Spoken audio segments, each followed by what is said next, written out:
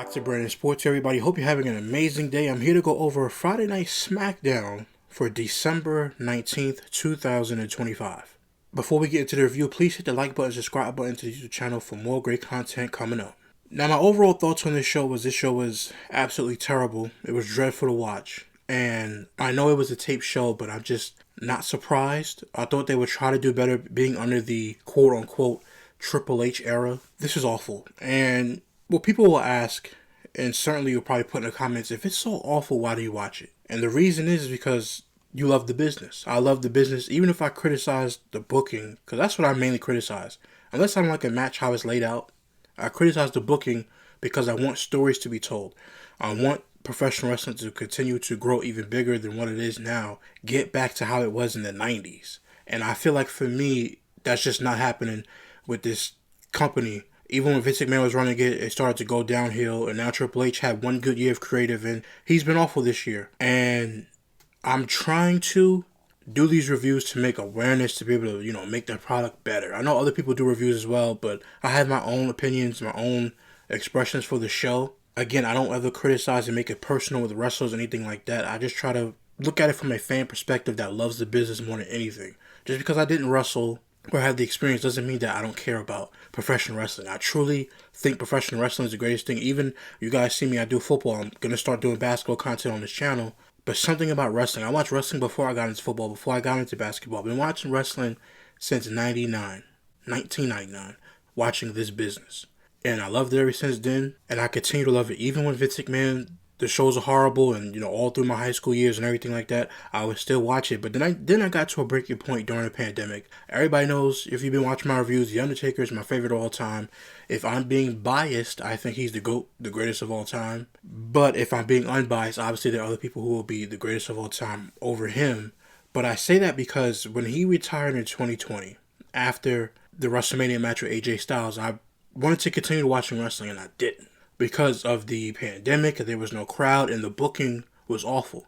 See, if the booking is not awful, and there's good storyline like the Bloodline, I watched everything about the Bloodline, but that was pretty much it. I didn't really watch anything else but the Bloodline. But what was Roman Reigns doing?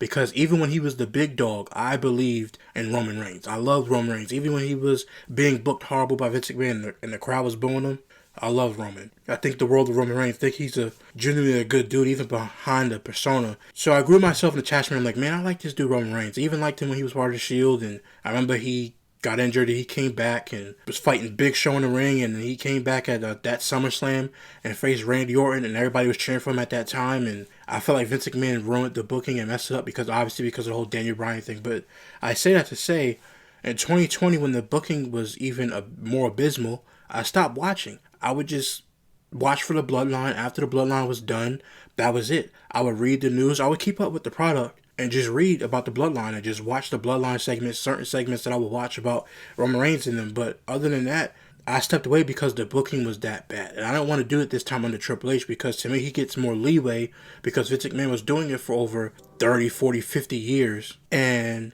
you always want to give somebody who you think has new ideas and fresh ideas a better chance than you gave the last person who messed it all up. And I truly believe that when Vince McMahon was booking the show, it was terrible because he was very, very out of touch. He didn't know anything outside of his quote-unquote WWE universe. And now as Triple H has taken over, obviously after WrestleMania 39, Triple H was supposed to have that mantle, but Vince McMahon came back and scrapped the whole entire show and just messed it all up. Then months later, he finally becomes in charge after Vince McMahon has to resign, ushering the Triple H era, Paul Levesque era at WrestleMania 40 in Philadelphia, and then Cody Rhodes wins the championship. It was a great year. The Rock was back, final boss, everything was going well. And then John Cena turns heel. He turns heel. After he turns heel, everything goes downhill from then. And the reason why I say that is because after John Cena was supposed to basically turn heel, Travis Scott, to me, it was more than what he asked for. It was more than what he bargained for. And he walked out and didn't come back, and I hope he doesn't come back. Or if he does try to come back, he better make it up to everybody because he really damaged John Cena's heel run for me. And The Rock obviously not being there and not being at WrestleMania and didn't follow up on it. It was just, to me, it was disrespectful. It was a slap in the face to John Cena. And when John Cena did the interview with Chris Van Vliet, he said, who cares? But to me, that was just a PR political answer. People care because they care about John Cena and his retirement, to pay the big bucks to be able to see him. And when the Travis Scott and The Rock did that, because of creative differences, whatever it was disrespectful to John Cena in the moment that they created. But the reason why I'm talking about this before I get into in this review is because going from all of that, from not watching in 2020, 2021, 2022, then even in 23, I was keeping up. And then in 2024, I said, hey, January 2024, I'm going to watch every single week. And I've done it for the most part. The reason I brought all that up is because I don't want to get to a point where I'm reviewing these shows and I get to a point where I want to stop watching it. Because I'm trying to give Triple H the benefit of the doubt. But these shows are starting to remind me of when Vince McMahon was booking. And that's horrible. A 70-year-old man booking a wrestling show with much younger talent, and he's not hip or down with the times or knows what's going on currently. It was just bad. And so this SmackDown tonight, the reason I brought all that up again is because I'm sharing my experiences with wrestling. I love this business. I don't take pot shots at people personally. I just want the business to grow and be better. So that's what my open monologue is. I come on here, I review it, I give it my best effort. I try to be unbiased as much as I can. I'm going to tell you if it's good or not. If it's great, I'm going to tell you it's great. If it's bad, I'm going to tell you it's bad. But for me, this show was just not it. There was only one good thing that happened on the show. Just like last week and the previous week before that, it was only one good thing that happened on the show. Other than that, the rest of the show was useless. So I'm reviewing it so some of you guys who may have missed the show don't have to. But again, I hope I don't go back to that person in 2020 when his favorite wrestler retired and the booking was so bad that I just said I'm not going to watch it anymore. I'm just not. And I'm not down to that point yet because I love the business so much. I still kept up with it, but I love it so much that I don't want to stop watching it. But these shows are so awful that just starts to creep in and just starts to poke at you. And it's disrespectful when you have to say, we're loading up a January 5th show on December 15th, 2025. When you still have 2 full weeks of shows to get to that point. It's disrespectful to the fans who are paying and buying a ticket. It's disrespectful to people who pay their Netflix bill every month, who have to go to work and bust their behind just to watch this. It's disrespectful to people who use YouTube TV or they still have traditional cable to watch these shows and for it to be horrible. Because if it was any other show, I'm telling you, it would have been canceled already. That's how bad this is. These shows are horrible. I keep trying to tell you that TKO buying WWE was one of the worst things to ever happen in the wrestling business, period. From a buying and financial standpoint, was one of the worst decisions ever made. Because they don't care about wrestling, they care about money, and they do not care about the audience. Triple H might care, but TKO, the people above him, don't care. Especially clowns like Mark Shapiro. They don't care about the product. And it's shameful because I grew up watching this. Again, over any other sport, wrestling was my thing. And it's a slap in the face. Even when Vince McMahon did it, it was a slap in the face then. It's a slap in the face now. It is disrespectful to put this product out. Let's just call it what it is. It is disrespectful to put this product out. But you love the business so much that you don't want to give up on it. No matter what happens, you just don't want to give up. But this was truly a horrible show. Raw was horrible. Last week's SmackDown was horrible. The SmackDown before that and the SmackDown before that was horrible. There has not been one good SmackDown, and I don't know how long. There has not been a good Monday Night Raw since I've been reviewing it on here. Even before that. This whole entire year has been awful. And you can only blame Triple H. But this show is just so disrespectfully bad. It's a slap in your face for the hard work that people put in to be able to watch these shows. Even me reviewing it. I love the business, so I'm going to review it. I'm going to have a fun time doing it. You might make fun of certain things that happen. You might laugh. You might be upset. You might be angry. But I'm here to do it. But this is just a bad product. And it needs to get better quick, fast, and hurry. And they need to hire writers. The booking on this show is absolutely awful. And I'm starting to agree with Vince Russo and Jonathan Coachman. You cannot hire a wrestler to book a show. I hope that's not the case for next year. I hope it gets better. But this show is genuinely god-awful. Genuinely a terrible show. But we're going to get into the show. Again, make sure you hit that like button, subscribe button to the channel, and spread it amongst your friends and family. But we're going to get into the show again. A horrible show. One great thing came out of it. We're going to go breakdown for breakdown.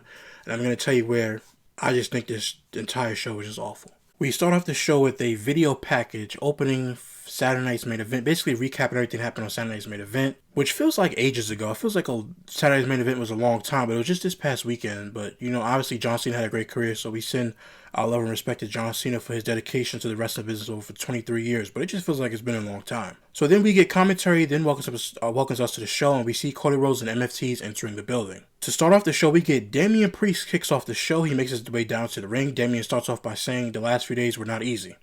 Damian then mentions how they were forced to say goodbye to the career of John Cena. Damian then calls Cena the greatest of all time and says, "Thank you, Cena."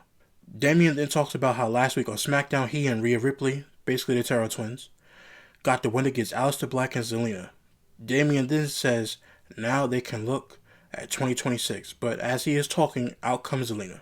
Zelina says he is such a hypocrite. Zelina then tells him that him thinking Rhea Ripley fighting his battles for him makes him a real man. Zelina then tells him he didn't even get the win.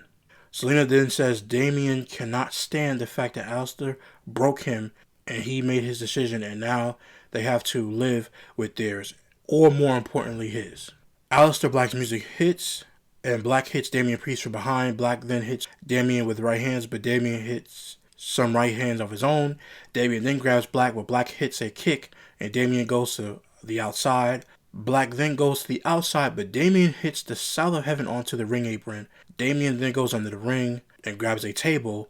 Damian then sets up the table, but Black grabs a steel chair and he hits Damian across the back with it. He then pushes Damian into the ring post and he hits Damian and he falls onto the table. Damian then gets up, but Black hits a spinning elbow to the face. Black then gets onto the ring apron and he hits the double knees onto Damian through the table. Black music hits. Then out comes WWE officials. My quick thoughts on this segment is I don't care for it. And the reason why I don't care for it, I've been telling you guys for weeks, this feud needs to end. I don't know why they keep doing this. I said personally that they should take Aleister Black and his heel tendencies and go take the United States Championship off of Ian Dragunov and build a story around Aleister Black's character, Zelina Vega being his manager, and their wicked ways, and build around the division with Aleister Black. Because they're not putting him in a world title picture yet, which they should if they continuously build him up to go against Cody Rhodes and be a good heel. But instead, they're having him go against Damian Priest. This story, I'm going to tell you guys again, originated from R-Truth. And Aleister Black was facing R-Truth. Then Damian Priest got involved, and they've been feuding ever since. This entire feud makes no sense. It doesn't do anything for anybody. Damian Priest needs to go back to being in the world title scene. I don't understand. I don't care if it's babyface versus babyface in the Royal Rumble. Give me Cody Rhodes versus Damian Priest. Give me something. Or put him in the Royal Rumble. Give him something better than this. This feud started off on nothing, and it continues to be off of nothing. Because guess what? Now Rhea Ripley's not there. So is Damian Priest all alone again, going up against these two? Who's he going to call next? He already called in a favor from Rhea Ripley. She wrestled Zelina Vega. She pinned her. After that, that was it. Why are we getting this feud, and what does it do for anybody? It does nothing. Since they moved Damian Priest to SmackDown, they have done nothing. And I get it. John Cena was WWE champion after WrestleMania, and Cody Rhodes is gone for a long time. Then Cody Rhodes comes back at SummerSlam. He wins the title back. And now him and Drew McIntyre going back and forth, which was the only good segment of the night show. A little spoiler alert. But this is just horrible. Who cares about Damian Priest and Aleister Black? I don't care about this feud. I don't know what this feud does for anybody. I truly do not understand. Move on. I don't care about it. Move on. Do I like Aleister Black? Yes. Think he's phenomenal talent. Do I like Damian Priest? Yes. Put them in different spaces and they will thrive. Damian Priest, he's a babyface for now. Eventually turn him back heel and have him go after Cody Rhodes before WrestleMania. Give him something to build on. You're not going to put him in the tag team division. Are you going to put him back with the United States title? No. So put him in the WWE Championship picture with Cody Rhodes. If you have to turn him heel, turn him heel. And in 6, 7, 8 months, to have him do a save for somebody and make him a babyface again. He was better off as a heel, even though I like Damian Priest as a babyface because I think he genuinely has a lot of personality. Again, for what? What does this do for Aleister Black? Nothing. What does it do for Zelina Vega? It does nothing. This entire feud is boring. And I want better for these two, in particular because I think they're great individually doing stuff that benefits them. This feud does not benefit either of these guys because guess what? Nobody cares. Nobody cares and I don't. I don't care. The crowd doesn't really react like that. They don't really care either. They have got to end this feud and just move on. We then head to the back where Byron Saxton is with Nia Jax and Lash Legend. He mentions how Lash Legend had an upset win last week against Bliss. Nia then stops him and Lash tells him that no matter how great Bliss is, she didn't stand a chance against her. She then says she was wiping her across the ring, and now that they are done with Bliss and Charlotte, they are moving on.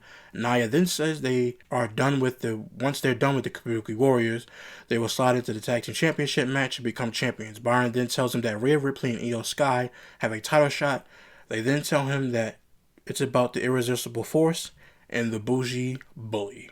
My quick thoughts on that backstage promo: obviously they're building up Nia Jax and Lash Legend. We'll see what they do with them, but did I care in the immediate front? No. Again, I keep trying to tell you guys that all of these women, which is good, but when you introduce these women's tag team titles, you introduce the titles with Sasha Banks and Bayley. No problem with that.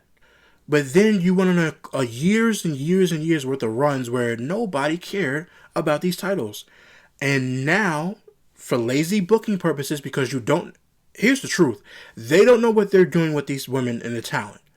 So they all have them in a tag team division to distract everybody out in the world, thinking that, we're going to focus on the women's tag team titles. It's never been this loaded. The divisions have never been this loaded. But then what is Jade Cargill doing? You're neglecting Jade Cargill, who is the WWE Women's Championship, which is supposed to be the most important championship in the division on SmackDown. Then the Women's United States Championship is supposed to be the second most important, which they treat like garbage. And then the Women's Tag Team title is supposed to go from Raw to SmackDown and NXT once in a while. But we all know the Tag Team titles are for Raw and SmackDown. On Raw, they're disrespecting Stephanie Valkyrie by not giving her a great feud. So they're neglecting the Women's World title. And then the Women's Intercontinental title, Maxine Dupree hasn't really been on TV. She just came back on TV to face Ivy Nile, but she was doing vignettes for 2 weeks. That's supposed to be the second important title on Raw, and then the tag team titles, not supposed to come third as in some lackluster, but in your ranking, it's the same thing with the men. The world heavyweight title comes first on the show. It's the most important championship on the show. Other championships can be important too, but we all know that's the creme de la creme. It's the same thing back in the day when Steve Austin was WWE champion, Rock was Intercontinental champion. In order for The Rock to take the next level, he goes up against Stone Cold Steve Austin because the WWE championship is important. And on this show, they do not care to book it properly. So what they're doing is putting all these top talented women who can challenge for the women's world titles and putting them in the division because they don't know what to do with Charlotte. They don't know what to do with Bliss. They don't know what to do with Nia Jax. They don't know what to do with Lash Legend, which I get the pairing in a tag team of Nia Jax and Lash Legend. Okay, fine. Kairi Sane and Asuka. Asuka's not going to compete for the women's world title. Okay, fine. We'll put her in a tag team division. But Rhea Ripley and Io Sky, what's the point? Now, Charlotte's in this tag team division because they don't want her going after the women's world title, but what about Bliss? Why can't she go after the women's world title?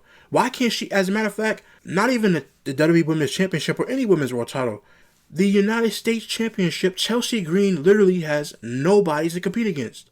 Who is she competing against? No one. I understand why Charlotte's in the tag team is to make her more relatable, which I like Charlotte Flair being in the tag team.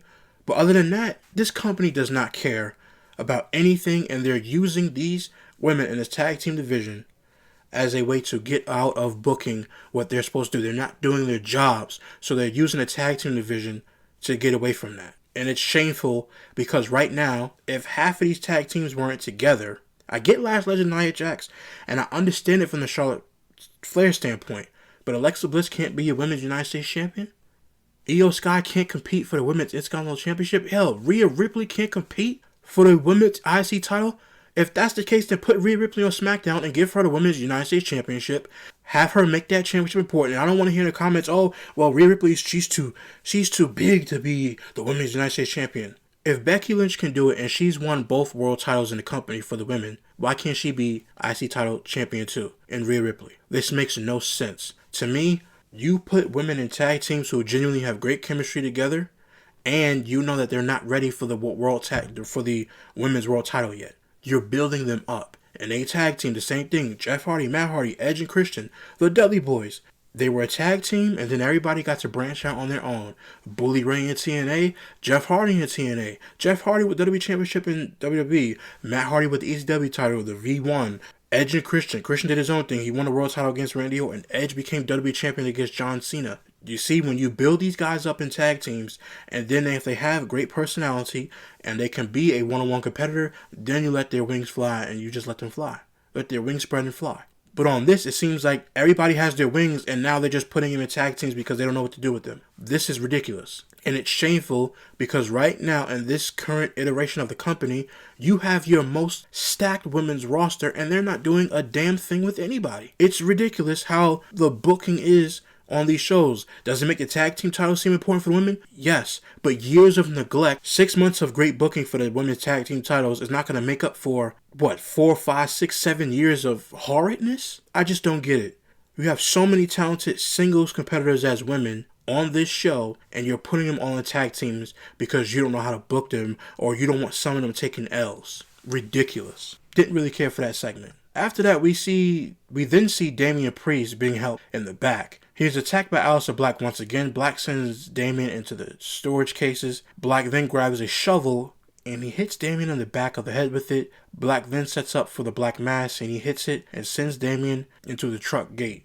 Again, I want this feud to be over. I don't know why they're doing this. It just makes no sense to me. Again, this feud started off because of R-Truth. That's why this feud is still happening. For months. When was the last time John Cena and R-Truth were on TV together? This goes back to then, when John Cena faced R-Truth twice, or whatever. Saturday's main event, whenever he faced him, whenever it was. This is how far this rivalry goes, and it makes, again, no sense why they're doing this. No sense at all. We then get Asuka and Kairi Sane make their way down to the ring for the first match, and then after that, we get Nia Jax and Lash Legend. They follow up. We're going to fast forward to the end of the match when Asuka hits a kick onto Lash Legend. Nia then runs towards Asuka. Asuka moves out of the way, and Nia hits the ring post. Asuka then climbs up to the top rope, but Legend grabs her. Zayn then trips Legend off the ring apron.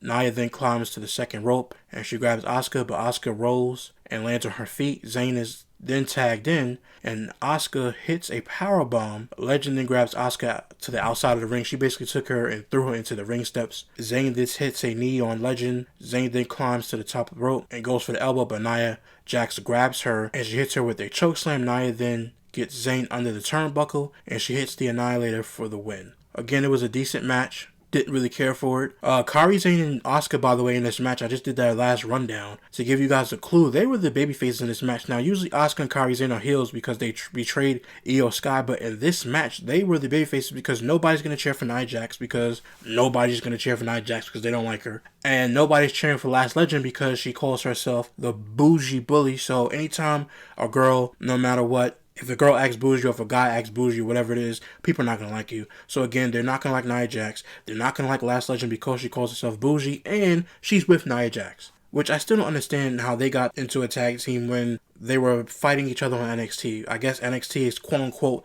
not canon. So that just doesn't matter. After they fall on NXT, they both get called back. Well, Nia gets called back up with Lash Legend. They form a tag team after beating each other up. I guess they beat each other up and gained respect for each other.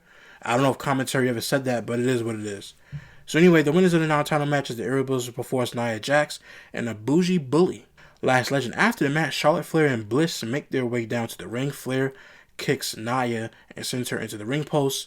Bliss then hits some forearms, and Flair hits a thrust kick on Lash Legend. Bliss then hits a drop kick on Lash, and they kick Nia to the floor. Flair then hits a thrust kick on Lash, and Bliss sets her up for a twisted Bliss. But Nia pulls Lash to the floor. Flair and Bliss then hold up the tag team title. Again, it was a harmless segment. Did I care for it? No. I wish some of these women were inside the women's world title scene. Some of them need it. I understand Charlotte and Bliss, but everybody else like Asuka and... Well, I get it for Asuka's too, but Kairi Sane and Asuka's fine. But Rhea Ripley and Io Sky should not be in the tag team division right now. They should be in the IC title picture, United States Championship picture. Do something better. We then head to the back where Jackie Redmond is in the locker room with Kiana James. I finally know her name now because a couple weeks ago I said, who is Gulia with? We don't know who she is. I don't even know what her name is. It was so bad that I didn't even want to know her name.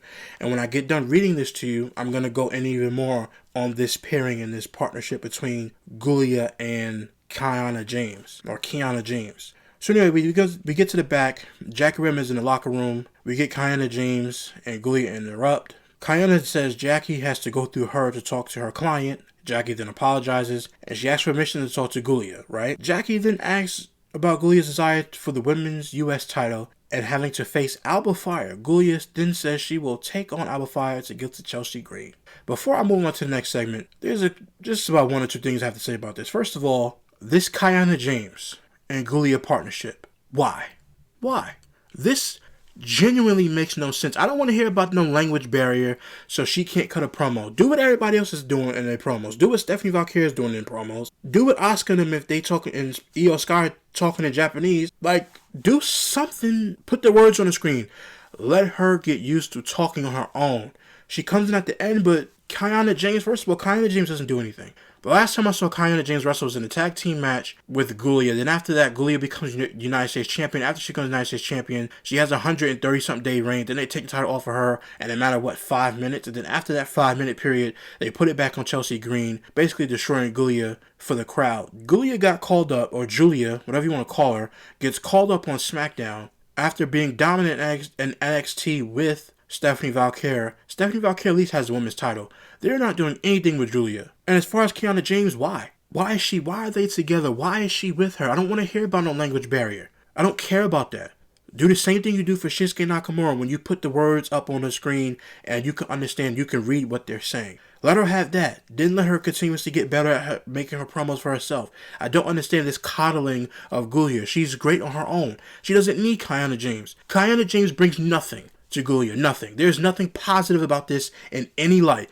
She walks around in a short skirt and a pocketbook, but probably nothing in it, and she doesn't wrestle. When was the last time she wrestled? She doesn't wrestle at all. The last time I really saw this woman before she got hurt, she was on Raw asking Adam Pearce what we should be doing. Do you need help? And she would just walk away. She would come out with her purse, walk around, wrestle in the match, and that was it. Then she got injured, but before she got injured, again, she was asking the Raw GM, do you need help? Do you need help? And then after that, she goes on and gets hurt, and then she's not there for a while. Then she comes back and now wants to be Giulia's manager. What are we doing? Whoever is booking this show, I don't know if it's Road Dogg or whoever is booking this show, shame on you, because you are a dumbass. And I don't mean to make it personal. You are an idiot. The fact that this is a pairing is disrespectful to what Giulia could be on her own. This makes no sense. And I don't take personal shots at people, but this is how bad booking has become on SmackDown, that we have to sit up here and watch a woman walk around with a purse and a short dress on be a client.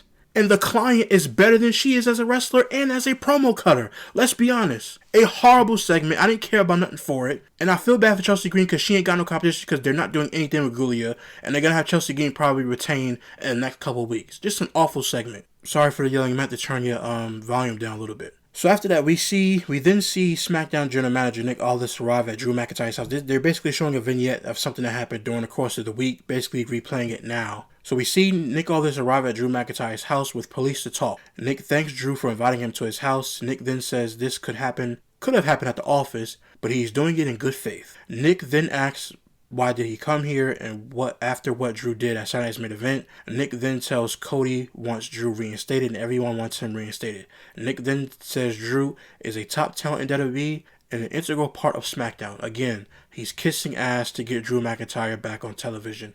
I see right through this promo, but let's continue. Nick then says he has a proposal for Drew that he might like. Nick then says Drew gets a one-on-one match with Cody Rhodes for the title. Will be on the line. Nick then says to show that Drew has repented, he wants Drew to make a public apology to Dan Engler, which is basically the referee who he Claiborne and kicked him in the face. That was pretty funny. Nick then says there will be a hefty fine and his payday from War Games should cover that. I kind of like that. That the money that you got from the PLE, basically pay-per-view, I still call it pay-per-views, but they call it PLE, Premium Live Events, that if you do something wrong, they're going to take your check and basically pay that fine. Now, is that fine going to the referee for the damage that he was caused? Because if not, then it makes no sense. But I do like it in quote-unquote storyline terms. He gets his payday from War Games taken away. Drew then says he gets the match for the title, the thing he wants more than anything. Drew then says no. Drew then says that is what Cody and Nick want. Drew then says you have created an unsafe work environment. Drew then says if he accepts, he gets screwed again. Nick then tells Drew to tell him what he wants. Drew then says he wants what is fair. Drew then says if he comes back, he gets a title match with Cody. Drew then says he knows how much Nick wants to protect his golden boy, so he picks a stipulation. Drew then tells Nick to go back to Stanford to drop the documents, saying that Cody cannot lay a finger on him before the match or he will be stripped of the title.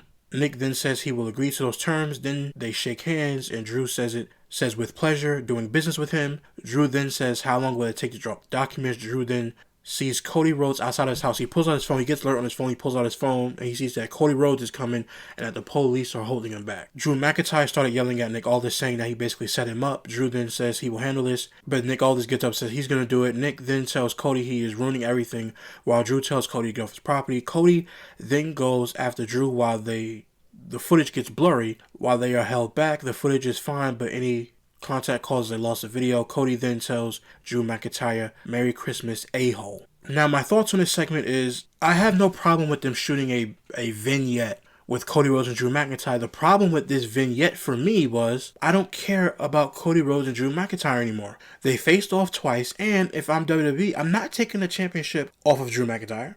Off of Cody Rhodes. I'm not doing it. The WWE Championship stays on Cody Rhodes until WrestleMania again. And at WrestleMania, my plans will be CM Punk versus Cody Rhodes, Night 2 main event of WrestleMania. Let CM Punk get his Night 2 main event, have Cody Rhodes lose again, and after that, I would have Cody Rhodes take off a couple months and have him turn into a heel, which nobody wants to see Cody Rhodes be a heel yet, but I'm ready for it. I'm ready. Listen, y'all. I'm ready to see a Cody Rhodes with really dark black hair again and just be an a-hole. I'm telling you. Even The Undertaker said it after WrestleMania. Cody Rhodes is a better heel than he is a babyface. And people are not ready to see Cody Rhodes be a heel, but I am. Listen, I love Cody Rhodes as a babyface. I love him being the face of the company. He represents the company very, very well. Again, I like Cody Rhodes since he was in AEW. Though he had an unfair shake over there with the crowd, but it is what it is. I like Cody Rhodes. I like him a lot. Think he's a great babyface, but I know, and you can see that whenever he turns into a heel, he's going to be the best heel in the company. They're just not ready to pull that trigger yet, which I cannot wait for them to do because I'm excited to see him as a heel. Very excited to see him do heel work. But all in all, this segment with Drew McIntyre, it was fun.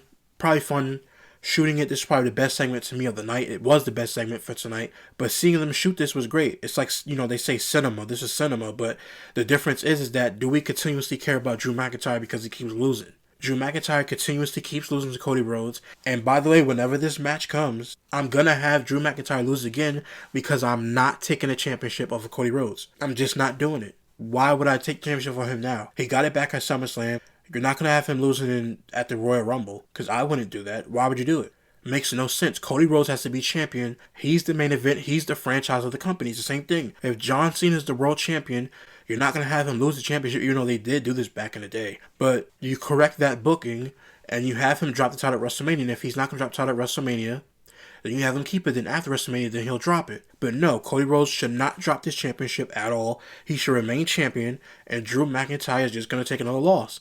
And people are going to be like, well, why is he taking losses? Just like LA Knight, he's taking a lot of losses. And Drew McIntyre fans are going to be upset. But this is the position that they're put in because right now it's not Drew McIntyre's time to be world champion. It's just not. So all in all, it was a great segment, but I want this feud to end again. I would like to see Damian Priest or somebody else. And I would actually like to see this company build people up to the main event status and then give them world title matches. Right now, this feud is so stale because Drew McIntyre is the only heel. Jacob Fatu is not back yet. Randy Orton, for some reason, we don't know where Randy Orton is. Last time I seen Randy Orton, he was in Saudi Arabia promoting WWE. So I don't know. I don't know what they're going to do for more top talent, more bad heels in the company, but this segment was okay. It is what it is. We then head to the back where Byron Saxton is with Nick Aldis. He asks about how far it's gotten between them. Nick says everyone is pissed off and they are without one of their biggest stars. Nick then says, well, Cody did was out of line, but it is up to the local authorities. He then says he will talk to Cody about this.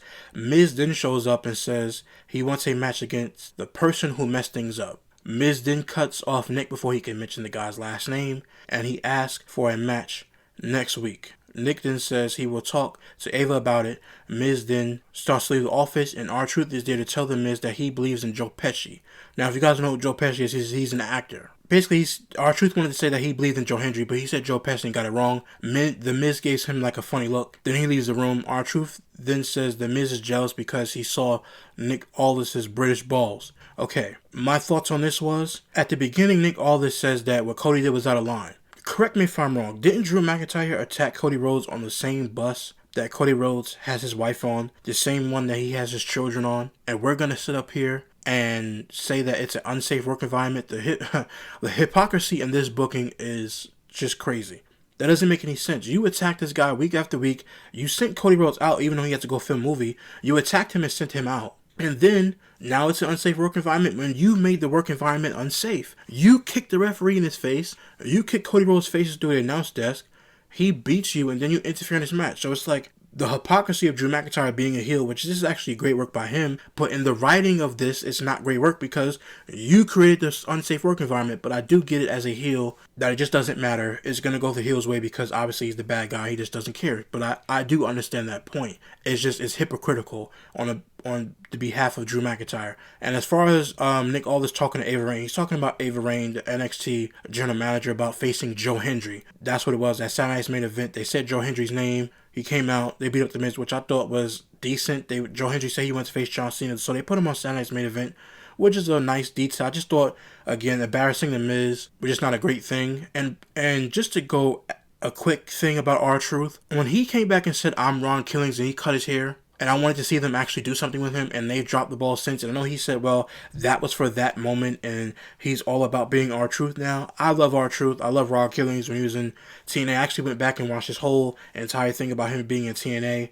It was great. When his contract ends, again, and he doesn't get another one, I don't want to hear a single word from the WWE audience in WWE Universe, quote unquote, like Vince McMahon's WWE Universe. I don't want to hear nothing from y'all because nobody's complaining about this man's booking. R-Truth has done nothing since he came back at Money in the Bank. He faced John Cena twice. After that, he's gone back to making jokes again. I know that's his character. I know they like that, but it would have been interesting to see something better from, quote, Ron Killings instead of R-Truth. He cut an amazing promo. He cut his hair, and then he does nothing. He's back to the same spot they put him in before. I know he said he accepted it, but come on, man. Just ridiculous. And the whole scene, Nick Aldis British balls, I mean, yeah, it's going to be funny to the crowd, but it gets kind of frustrating seeing this. This is all they do for R-Truth, just to be a comedian. That's why I wanted something different. I wanted him to actually have a last great run, do something that we've not seen in WWE, and then if he left, it would have left a great impression. Or maybe he could have done something where he became Ron Killings, became a heel, did everything that he wanted to do, then turned into a babyface, had a retirement match, or after his contract was up, he had one last great match, and that was it. And maybe he moves on to do something else.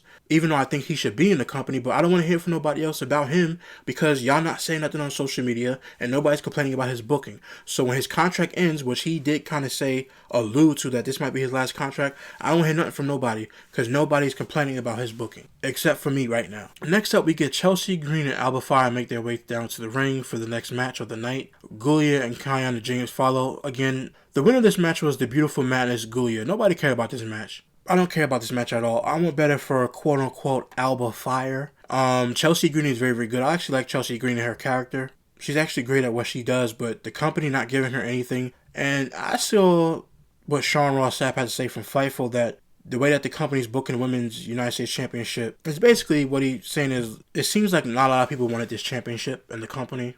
And I kind of don't understand it. Again, I told you guys that I would have had them not create the Women's Intercontinental Championship. I would have not had them do the Women's United States Championship. What I would have done is be separate from the men. And I want to make this very, very clear. The women in the company should not have to copy every single thing that the men do. This is what I mean by that.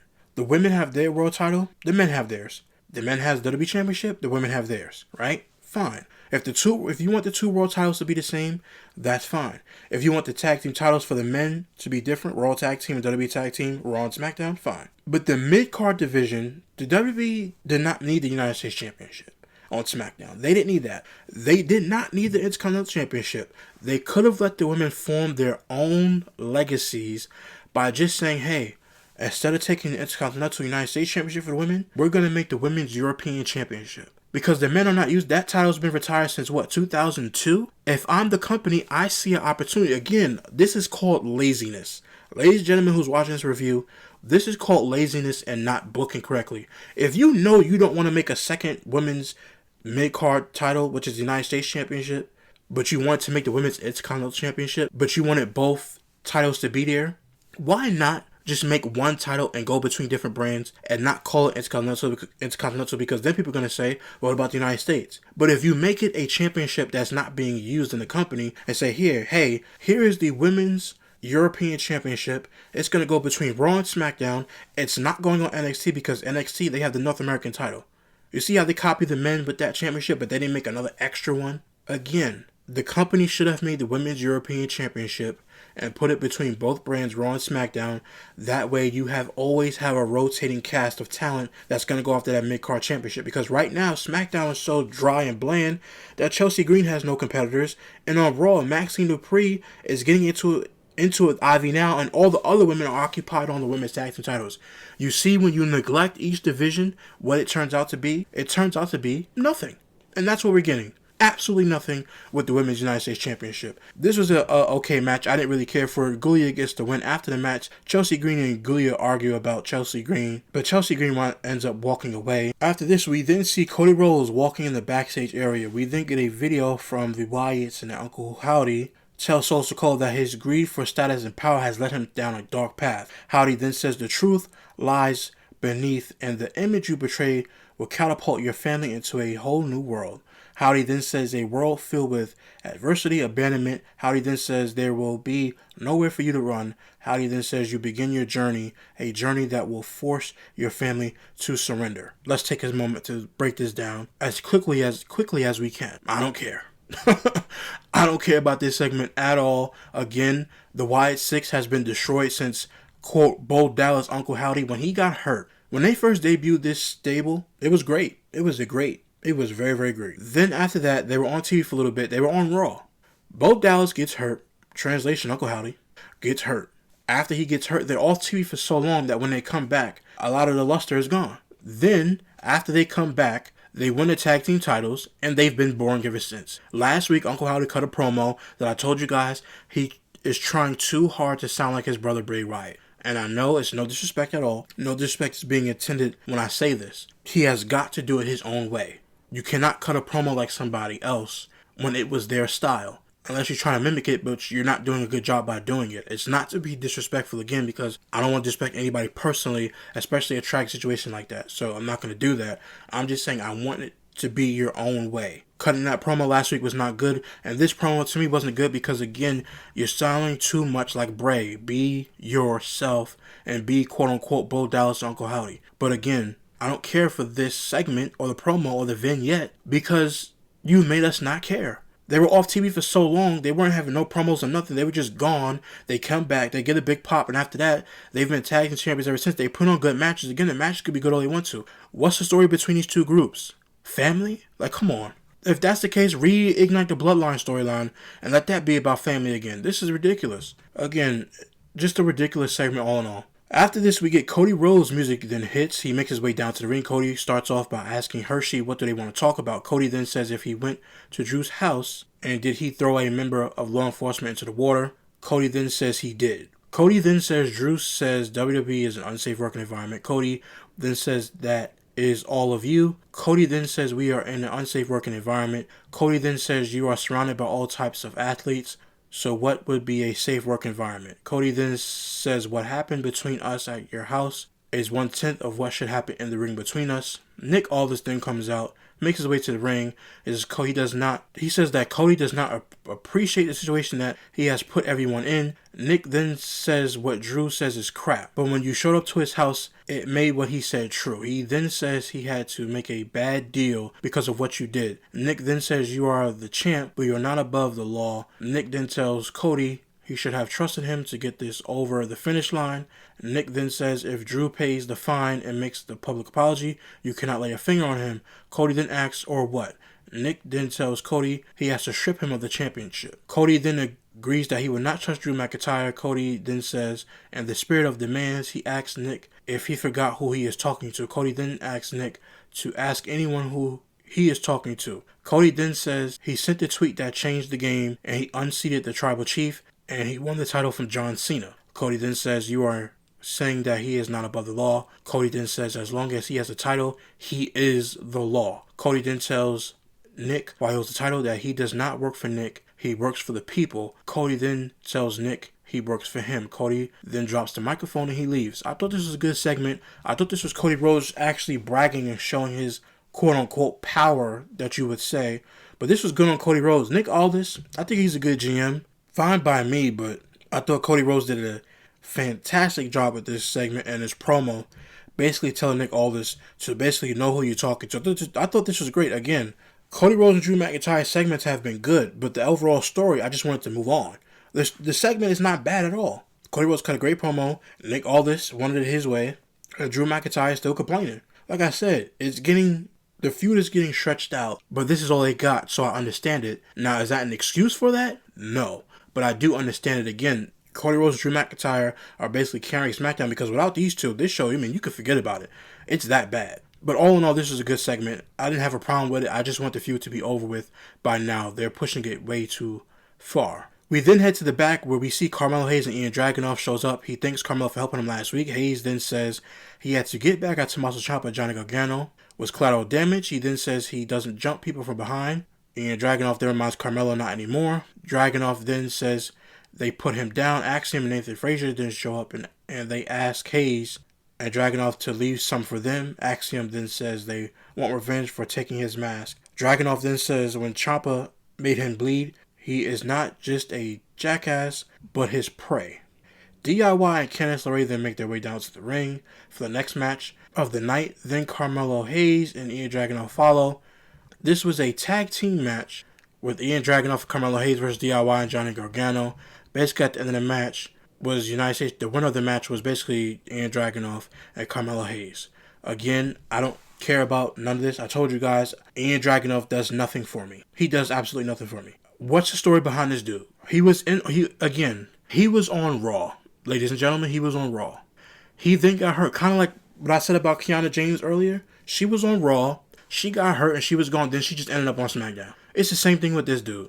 He was having great matches on Raw. He got hurt, was damn near out for a year. He comes back on SmackDown to face Sami Zayn in the United States Championship Open Challenge. And then he beat Sami Zayn. This is all your fault. I'm blaming you. Because allegedly you want him to win the title from you, which makes no sense. And you have done nothing since the quote-unquote Thanksgiving 5 versus 5 match against the MFTs. I blame you for this madness. Ian Dragunov is a great wrestler. There's nothing personal that I have against him. I know for weeks I've been basically kicking his back in. But no. I just want story behind who this guy is. What is Ian Dragunov? The Mad Dragon. What is he? I know what Carmelo Hayes is. He's brash, arrogant. He thinks that he's him. By thinking that he's him, he's cocky, brash, and arrogant. I have no problem with that. But who is Ian Dragunov? Some great wrestler and that's it? Like Carmelo Hayes can wrestle, but he has personality. Ian Dragunov doesn't give me none of that. No personality. He got nothing. He's just a great wrestler and that's it. Again, I hope they take the United States Championship off Ian Dragunov. It's been enough. No more. I don't want to see no more. No more. Take the belt off of him, whether it's next week, the week after. I don't care. Take the belt off of him and give it to somebody else. Give it to Carmelo Hayes. And I think that's actually a spoiler for next week, but that's for next week's review. But give it to Carmelo Hayes because I'm tired of Ian Dragunov. And I bet you after this, he loses the championship or whatever happens, nobody will really care because, again, what is the character? There's no character behind him. There's just no character. We then head to the back where Jackie Redmond is with Bliss and Charlotte Flair. Bliss then tells her that the message they sent to Nia Jax and Last Legend is that if you look too far into the future, you tend to forget who's standing in front of you. She then says Rhea and Io have a tag team championship match, and Nia Jax and Last Legends think that they are next in line. Flair then says they are not. They are in their way. Bliss then says whoever wins, they will be waiting. Jackie then thanks them and leaves. And in comes Jade Cargill, which I'm going to have an opinion about her in a minute. So Jade Cargill walks in. She basically stares at Charlotte Flair. She then walks away from them. Jackie Redmond chases her down for an interview. She then asks Jade if there's anything she has to say from attacking Meechum last week. Jade then tells her it's okay, it's the season. And she will say something nice. She then says she was shocked to see Meechum get back up after she got down. She then tells Jackie that she and the rest will take these L's and she is big on charity and she will give Meechin some spotlight, and after that she will knock her lights out. Which I thought when she said this is the season, or she said it is the season, I thought she meant it is the season for an ass whooping. That's what I thought. But nonetheless, Meechin then comes from behind and hits Jade Cargill with a kendo stick. In comes WWE security and BFAB, and BFAB grabs the stick and they argue. They're basically going backwards, and the referee guy just asking Jade Cargill, is she okay? Which again, I My thoughts overall was I don't care about Michin. I told you guys last week, if you saw my review last week, I told y'all that Michin said it herself. This was like last year, that she does not connect with the WWE audience. Why might that be? Because you barely on TV, and when you on TV, no disrespect, but it sounds forced with this girl. Like I said, I'm not trying to be disrespectful, but it just sounds so forced. The way that she acts, I don't know what it is. I have no idea. It just seems so forced, and that she doesn't connect with the audience. I don't connect with Michin. I think she's nice. I connect more with BFAB, and BFAB is barely on TV. I don't have no problem with Michin, personally, because it's never personal. It's just about the booking. Booking-wise, I don't have any clue what Michin is. What is she? What is Michin? Now, BFAB is different. I know she has a little bit more, I guess you could say, charisma. And I'm not trying to compare them together. I'm just saying, if you look at it for what it is, BFAB just has to get better in the ring, which I think she's improving. Every time she gets to the ring, she gets the better approval rating out of me, because I think she's just improving. But I know we're probably going to get BFAB versus Jade Cargill at one point. I would like to see that personally, because I want to see BFAB continue to grow and develop. And the way she talks, she has a nice voice. I always thought BFAB had a nice voice. The way she cut a promo, the way that she could talk, I like her a lot. Michin, on the other hand, for some reason feels forced. And I don't know why it feels forced. There's no respect to her personally. Again, ain't nothing personal about this. It's about booking and wrestling. Again, Michin just feels forced in this entire feud. They need to let BFAB do the work. Let her do the work. She disrespected her when they came face to face a couple weeks ago. Let her do the work. But as far as Jade Cargill is, again, this is why I come in and say that they're neglecting the women's championship. Because what is Jade Cargill doing besides beating Alba Fire or kicking Chelsea Green in the face during a celebration? What is she doing? Are they teasing her and Charlotte Flair? Are they teasing her and Bliss? What are they doing with Jade Cargill? They're doing nothing. Again, I told y'all my dream match for WrestleMania is to see if they're going to keep the championship on her, is Jade Cargill versus Jordynne Grace. That's what I want to see. If they're going to keep the title on Jade Cargill, which I think they should, because that division is lacking. She has the look. I like Jade Cargill. I liked her in AEW. I like her now. A lot of people don't like her, but I do. I want better for her in this booking situation. Call up Jordynne Grace, and when you call her up this time, have those two face off at WrestleMania. If you have to hold it, you have to push it, you have to give Jordynne Grace the Women's United States Championship when she first comes to the main roster, have her carry that, dominate, then lose the title so she can go face Jade Cargill at WrestleMania, do that. But if you're going to keep Jade Cargill with the title, that should be the booking for both of them. Jordynne Grace versus Jade Cargill for the women's title, and I mean if you're going to keep the championship on Jade Cargill, which I don't have a problem with it. It's just she needs the right dance partner. It doesn't see it, and people get offended, or wrestlers people get offended when you say this person is still kind of green. She's just not as experienced as other women, but when you have another partner who's great in the ring and you're making strides to be better, then you're going to have a great match. So for me, again, give Jade Cargill a great dance partner. I think that's Jordynne Grace in NXT. Give her a great dance partner. I think they'll put on a banger of a match. But you got to give Jade Cargill the right dance partner, and that's not a bad thing to say. That means that Jade Cargill is still improving, and that's okay. You still can improve in life. No matter what stage you're in, you can improve. All in all, I don't care for the backstage segment. I just want more for Jade Cargill towards the end or going into the new year. I want better for her. So after that, it is announced that next week on SmackDown, we will see Ilya Dragunov next US Open Challenge. We will see Joe Hendry face The Miz, and Drew McIntyre will be back. Now, let me just say this. This advertising of next week's SmackDown just looks like another garbage SmackDown. And I'm going to say that towards the end, but I just want to get through this with you guys. We get Solo Sikoa walking backstage. He cuts a promo and says Uncle Howdy talks a lot of nonsense about nothing. Solo then says, "You threaten my family, you have a problem." Solo then says, "They will embarrass you in front of the whole world." Solo then says, "The Fireflies are going to watch them take the tag titles."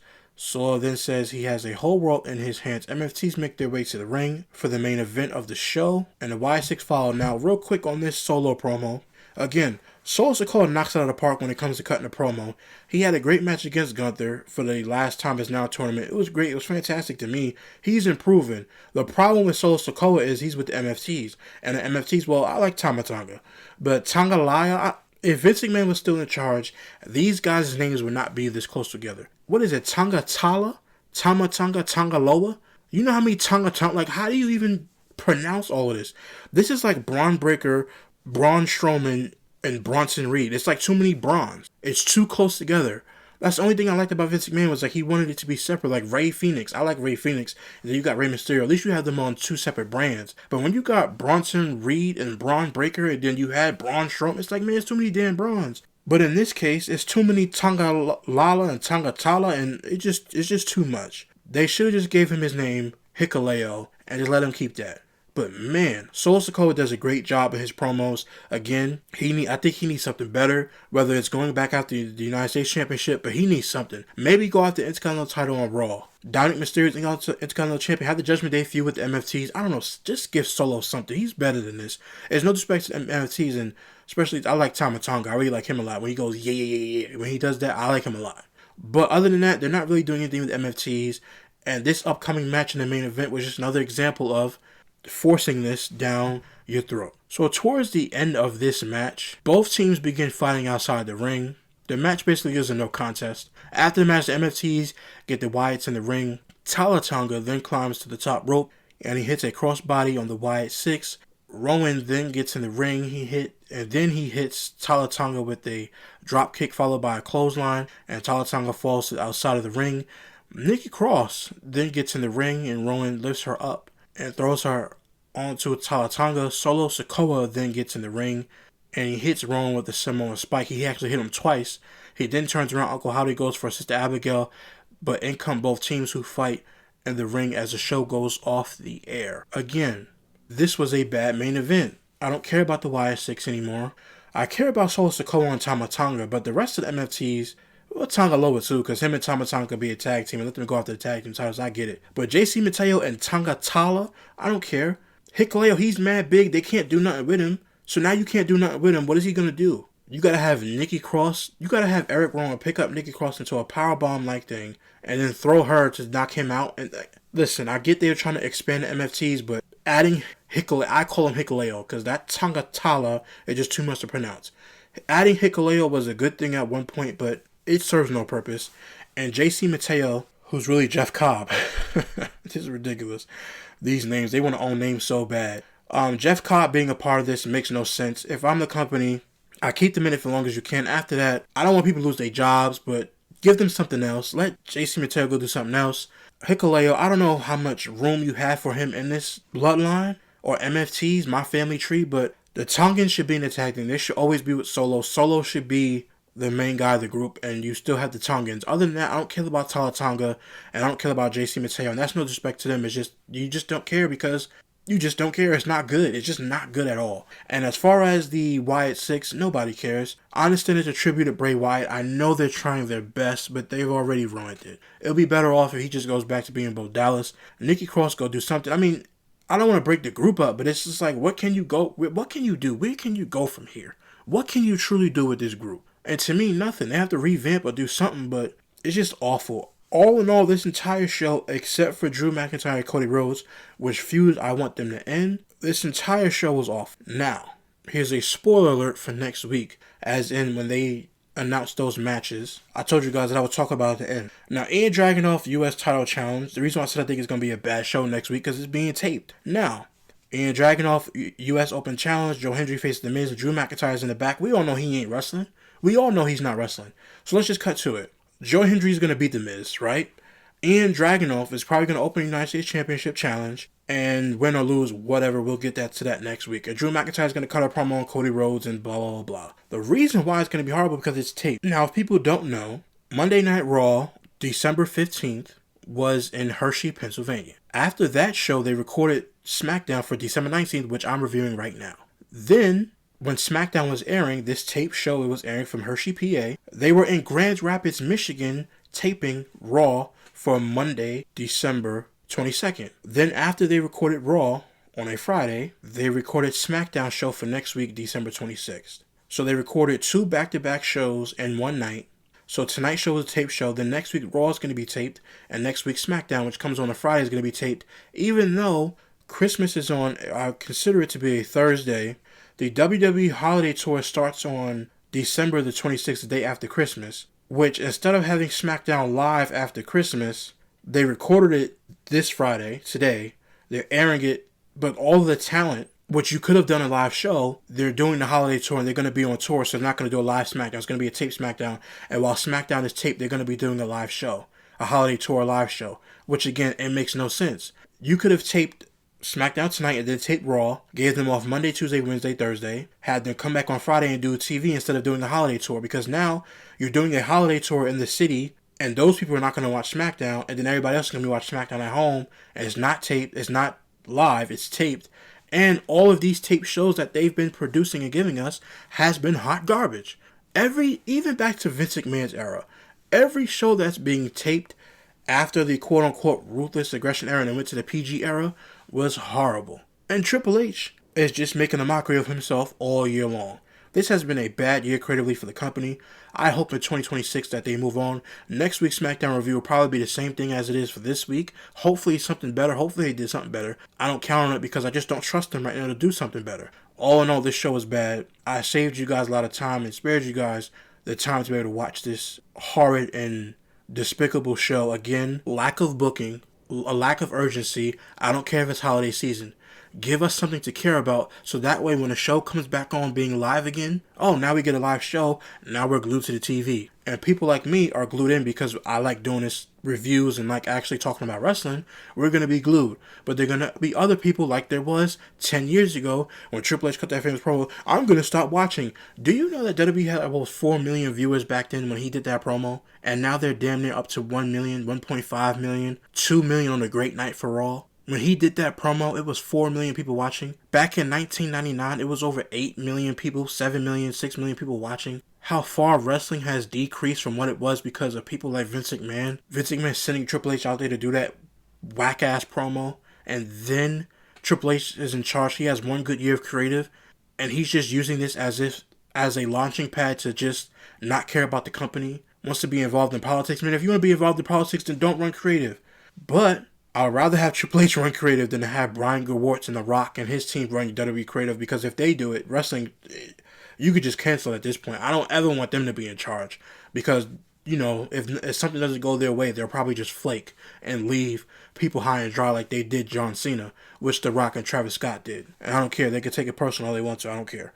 But anyway, this show is awful. It was not a good show tonight. Hopefully next week it'll be a better show, but because it's a taped show, I don't trust and believe in the vision. Hopefully next year, no pun intended on the vision, but hopefully next year this should be a better product and better going into the Royal Rumble season and WrestleMania season, because right now it's absolutely deplorable. Let me know in the comment section down below how you guys felt about this SmackDown. What did you like? What didn't you like? Let me know in the comment section down below. Please hit the like button, subscribe button to your channel for more great content coming up. Until next time, guys, see you real soon.